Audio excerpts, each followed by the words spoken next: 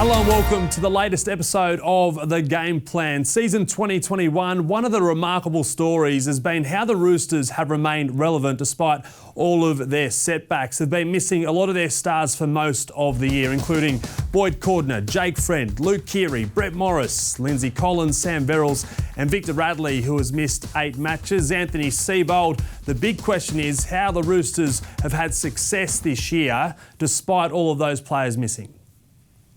Yeah, it's a remarkable achievement where they sit on the table with so many experienced players and quality players missing throughout the season. It's not surprising though, Zach. I think the continuity of Trent Robinson being their head coach and Craig Fitzgibbon being their assistant coach since 2013 certainly helps them in that space. And I think one of the big things I see from the outside looking in is that they've got a framework or a game model that it doesn't matter who appears in the jersey. When a player comes into the number 7 or the number 9 or the number 13, for instance, they've got a job to do, and it's not dissimilar to the previous players. So they don't change their game model, their framework. They get the player to step into the framework, and there's continuity when they fill that jersey for the player that's injured or suspended. Okay, so let's take a deeper look into that next man up mentality, starting with Luke Keary, who was one of the best playmakers in the game before he went down injured, and Sam Walker had some massive shoes to fill. Yeah, seeing some real similar traits across Luke Keary and also Sam Walker. You can see Luke Keary at the back of the back row in Sitili Tupanua. And essentially what happens is it's a block-type shape coming up the field there. Luke Keary, fantastic player at the back of shape. There's a fantastic show and go. Beats Dane Laurie there and puts Brett Morris away for one of his 11 tries this year. Now, we go to the other side of the field. We see his replacement in the number 7 jersey. So I'll point out Sam Walker, but also I'll point out the similar trend of Sam Walker coming at the back of shape of the back row. This time it's Angus Crichton, as I said, on the other side of the field. Very similar shape. Sam Walker show and go, takes the line on. Doesn't need to use his outside backs as support runners there. Does the job himself, but very similar. The next trend I want to show is the number 7, Luke Keary, connecting with Sitili Tupanua. So you can see a short pass inside Brad Parker in round 1. Sitili Tupanua has been really effective, the leading try scorer for the Roosters this year. But again, a little bit of a different shape, wider field position, but very similar trend there. You'll see Nat Butcher playing as the right edge back row this time instead of Tupanua. Short ball from Sam Walker inside the 2-in defender again for the Warriors there. And that's a very similar try. So this time you'll see Luke Keary in one of the earlier games this year. It's a crossfield kick for Daniel Tupou, who's one of the best, I suppose, players in the competition for contesting kicks. Very similar trend when Sam Walker took over. You'll see here, this time it's Sam Walker kicking from right to left. Again, you'll see that player we mentioned there in Daniel Tupou. They're trying to use him as a target. So show and go out the back of shape.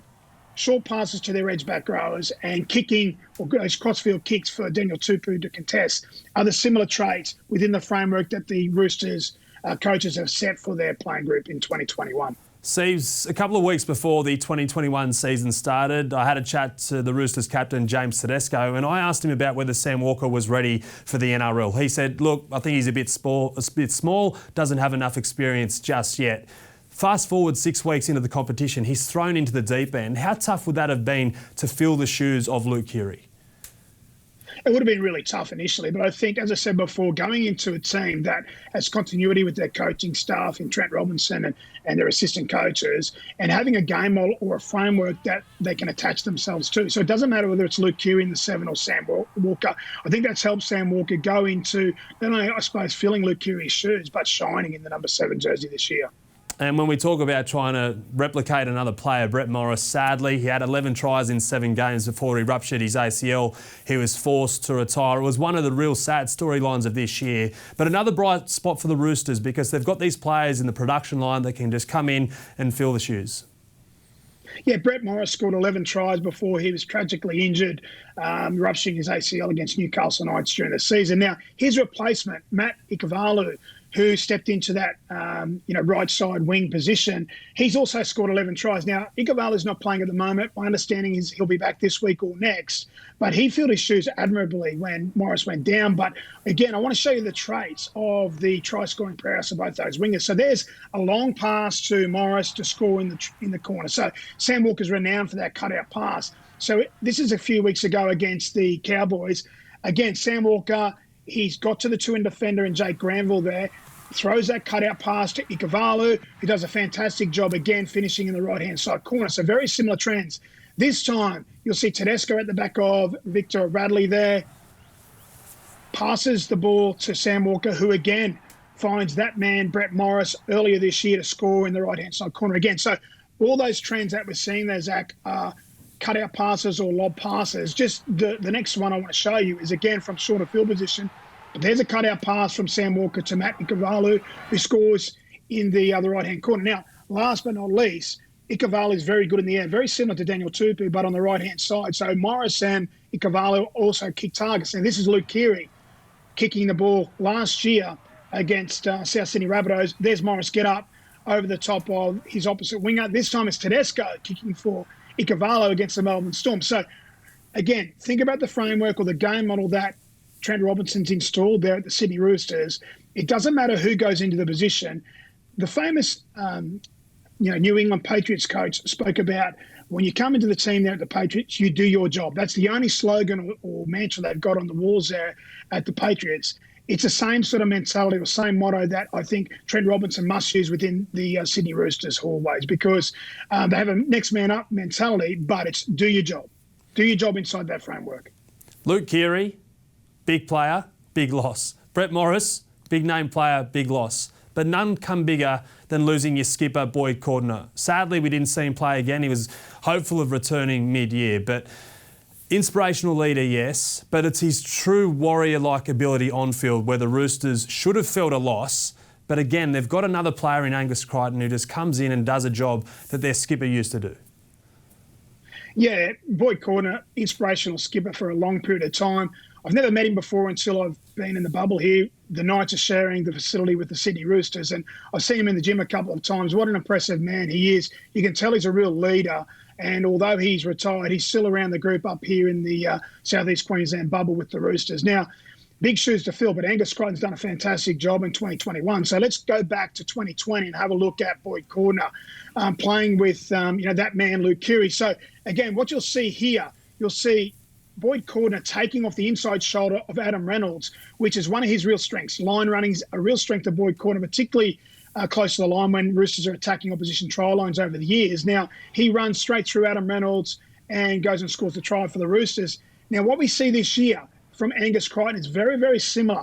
This player here for the Titans is Jamal Fogarty. He's a three-in defender, so think about Adam Reynolds in the previous clip. Now, it's a little bit longer out from the try line, but Angus Crichton takes the inside shoulder off of Jamal Fogarty. You can see that's Fogarty there who gets beat on the inside shoulder. So very, very similar trend again there. I think Crichton's done a fantastic job.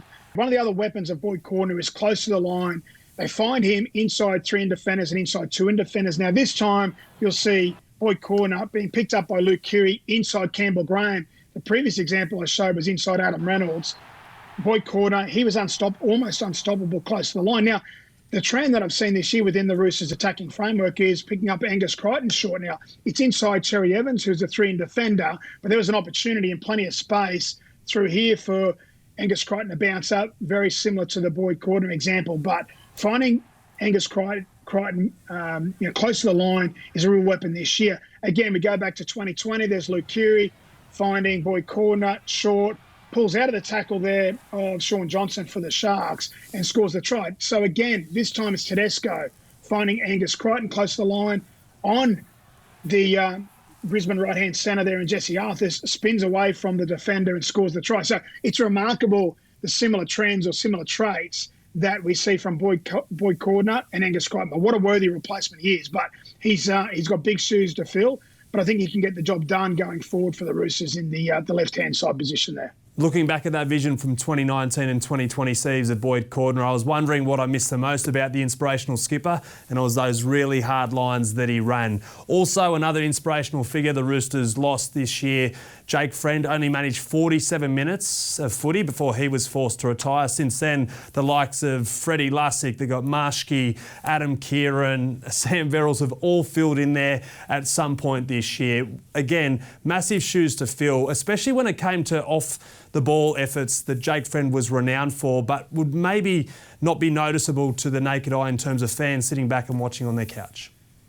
Yeah, Jake Friend, he is full of effort. So by effort, I mean putting inside pressure on ball players, putting kick pressure on kickers from opposition teams, getting in the kick chase line after he's passed the ball, all those little things that we probably don't see when we're watching on telly or in the grandstand of the game. So there's a couple of examples. Now, Sam Verrills is the person that I want to show as a replacement within the Roosters game model or framework. But let's have a look at some effort areas that I'm talking about. So you'll see Jake Friend, the ball goes away from him, but here's Jake Friend continuing to fill the space on the Manly Seagulls team who kicked the ball away. Now, this is a great example from Sam Verrills. You'll see Sam Verrills here come into our picture. And what I want you to see and look for is the change of pace from Sam Verrills on the kick pressure. So he puts kick pressure on the number 7 there for the Knights. And what it does, it disrupts his kick. So that's fantastic effort there by Sam Verrills. But he had big shoes to fill in Jake Friend. So this is a better example of Jake Friend changing his intensity from first marker. So there he is in the number 9 jersey, putting a whole heap of kick pressure on the Manly Seagulls kicker there. Again, have a look at the number 9 there for the Roosters. So Sam Verrills has come into the number 9 jersey. Think Bill Belichick, do your job. You don't need to go outside your job. You don't need to go outside the framework. And those effort areas that Jake Friend has, I suppose, shown in the number 9 jersey over a very long period of time, I think Sam Verrills has run with. Yeah, Jake Friend, though, when it came to having his hands on the footy, he always seemed to pick the right person to give the ball to. Doesn't matter whether it's from 40 or 50 metres out. He'd always have a couple of options there pushing up alongside him, and especially near the line as well. And that's another area where Sam Verrills has slipped straight in, whether it be a couple of years ago since his debut or this year when he's taken over, where he's really stepped in and, I guess, helped the Roosters not feel the loss of Jake Friend too much. Definitely. One of the big things I think that have helped Sam Verrills, Zach, is the push support of the Roosters. I think there's push support is second to none. So they actually give Jake Friend, or they used to give Jake Friend, and now they're giving Sam Verrills options to pass the ball to. So they're live on shape. So some examples that we see here, close to the line there you'll see the 2 runners there in Lindsay Collins and Satili Tupanu are live on shape.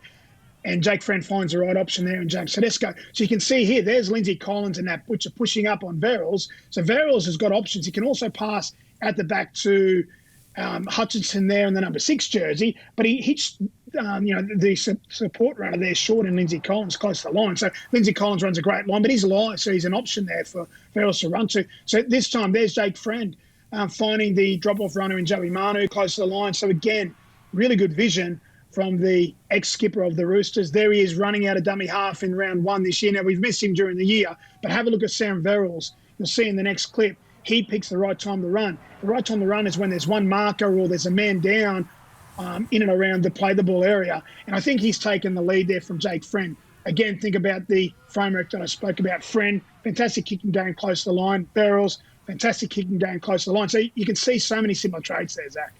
Across all those players, and you could have been here all day speaking about any of those other players, the likes of Lindsay Collins, that's also been missing a fair bit of footy. Victor Radley as well, the lock forward. They've got Isaac Liu, they've got Siwa Tokayaho in the middle. They've got all these players that they can call upon. But the one man that holds this together is the glue. You've mentioned him a couple of times today, Trent Robinson. What would his message to all of those players be when they get out there? I know it's the next man up mentality. I know it's do your job. But what would his messaging actually be from the coach that 5 minutes before a game when these guys go out there and try to fill the shoes of Luke Keary, Boyd Cordner, Jake Friend?